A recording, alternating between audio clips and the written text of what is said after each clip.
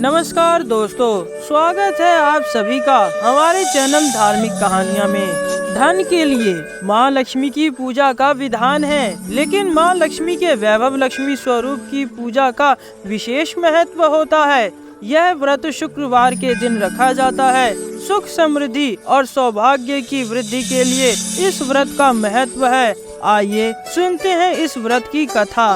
किसी शहर में बहुत से लोग रहते थे। वहाँ बहुत ही सुंदर और अच्छे मकान थे। उस नगर में बच्चे, बूढ़े, स्त्री, पुरुष सभी लोग बहुत ही प्यार से रहते थे और एक दूसरे का ध्यान रखते थे। दूसरों का सम्मान करते और अतिथियों का सत्कार करते।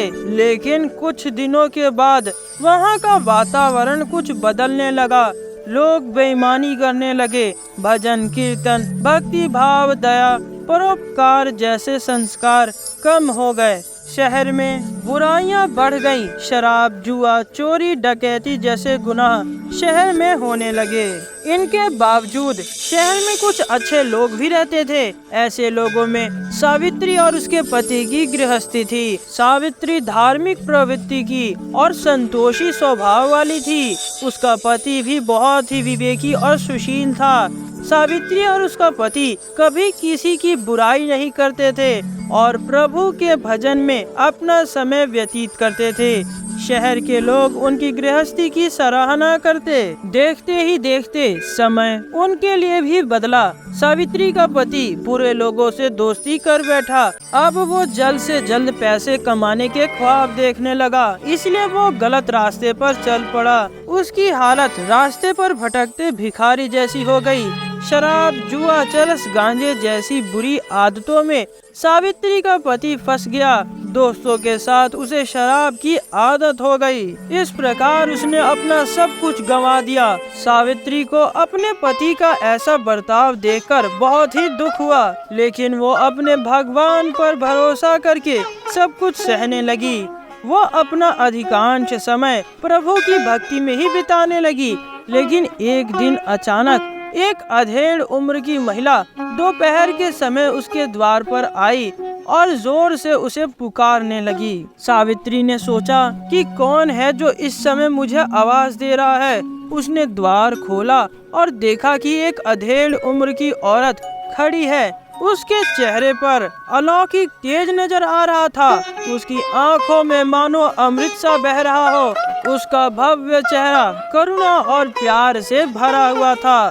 उसको देखते ही सावित्री के मन में अपार शांति आ गई। सावित्री का रोम रोम आनंद से भर गया। सावित्री ने आदर के साथ उसे घर में बुलाया।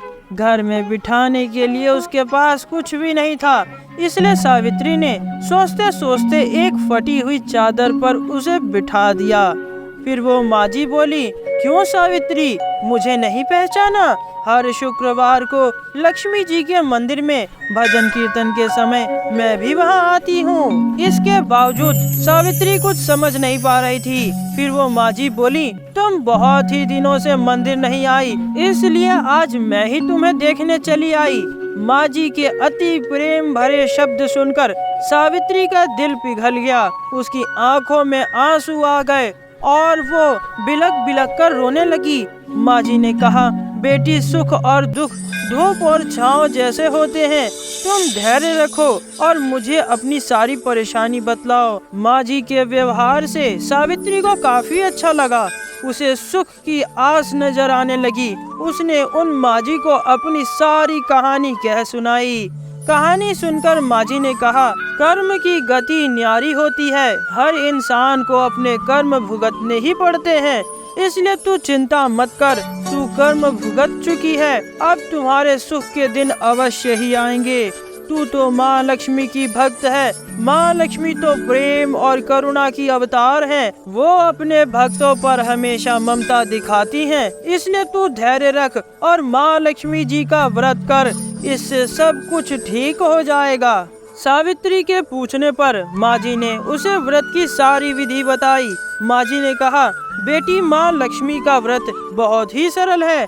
उसे वर लक्ष्मी व्रत या वैभव लक्ष्मी व्रत कहा जाता है।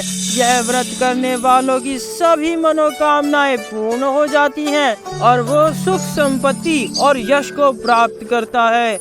सावित्री यह सुनकर आनंदित हो गई। सावित्री ने संकल्प करके आंखें खोली तो उसके सामने कोई न था। वो विस्मित हो गई कि वो माँ जी कहाँ चली गयी। सावित्री को तत्काल ही यह समझते देर न लगी कि वो माँ जी और कोई नहीं बल्कि साक्षात माता लक्ष्मी ही थी।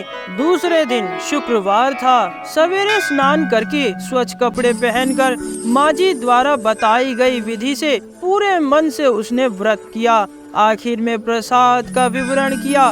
यह प्रसाद पहले पति को खिलाया। प्रसाद खाते ही उसके पति के स्वभाव में फर्क पड़ गया। उस दिन उसने सावित्री को मारा भी नहीं और सताया भी नहीं। सावित्री को यह देखकर बहुत आनंद हुआ। उसके मन में वैभव लक्ष्मी व्रत के लिए श्रद्धा और बढ़ गई। सावित्री ने पूरे श्रद्धा भक्ति के साथ 21 शुक्रवार तक माँ वैभव लक्ष्मी का व्रत किया। 21वें शुक्रवार को माँ जी के कहे अनुसार उद्यापन विधि करके 7 स्त्रियों को वैभव लक्ष्मी व्रत की 7 पुस्तकें उपहार में दी। फिर माता लक्ष्मी की धन लक्ष्मी स्वरूप की छवि को वंदन करके भक्ति भाव से मन में प्रार्थना करने लगी। हे माँ धन लक्ष्मी, मैंने आपका वैभव लक्ष्मी व्रत करने की मन्नत मांगी थी। आज यह व्रत पूर्ण हुआ है। हे माँ, मेरी हर विपत्ति को दूर करो और हमारा कल्याण करो। जिसे संतान न हो उसे संतान देना। सौभाग्यवती स्त्री को अखंड सौभाग्य देना। कुंवारी लड़की को मन भावन पति देना। जो आपका यह चमत्कारी वैभव लक्ष्मी व्रत करे उसकी सब विपत्ति दूर करना, सभी को सुखी रखना। और हे माँ, आपकी महिमा अपरंपार है। ऐसा बोलकर लक्ष्मी जी के धन लक्ष्मी स्वरूप की छवि को उसने प्रणाम किया।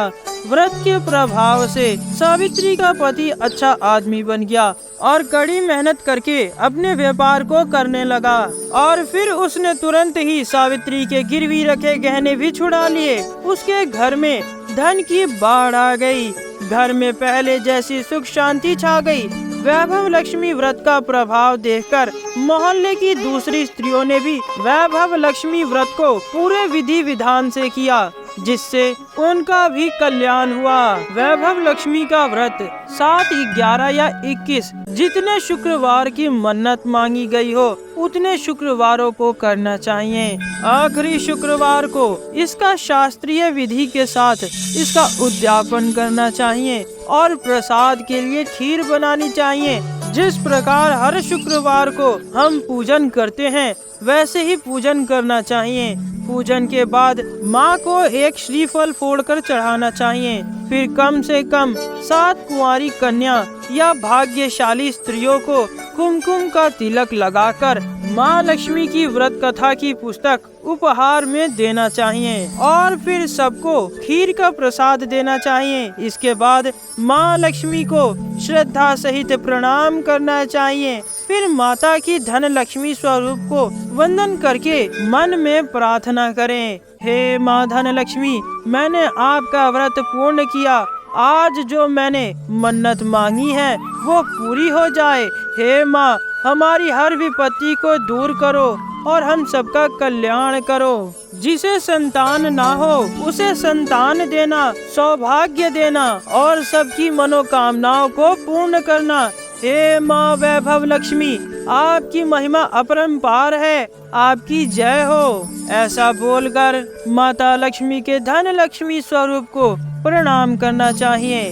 तो ये थी माँ वैभव लक्ष्मी व्रत की कथा। आप सभी को यह कथा कैसी लगी कमेंट करके जरूर बताएं और हमारे चैनल धार्मिक कहानियाँ को करें सब्सक्राइब।